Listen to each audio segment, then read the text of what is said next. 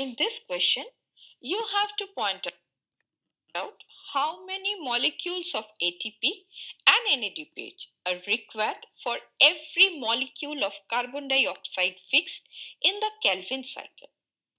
Now, in the Kelvin cycle, for each molecule of carbon dioxide fixed, 3 molecules of ATP are required. Now, 2 molecules for converting 3-phosphoglycerate to 1,3-biphosphoglycerate, and 1 molecule for generating ribulose 1,5-biphosphate, that is RUBP, from glyceraldehyde 3-phosphate, that is G3P. And 2 molecules of NADPH are required.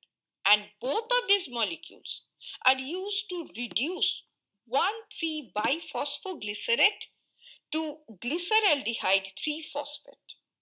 Thus, for each carbon dioxide molecule fixed, 3 ATP and 2 NADPH molecules are consumed. Hence, the correct answer is option B.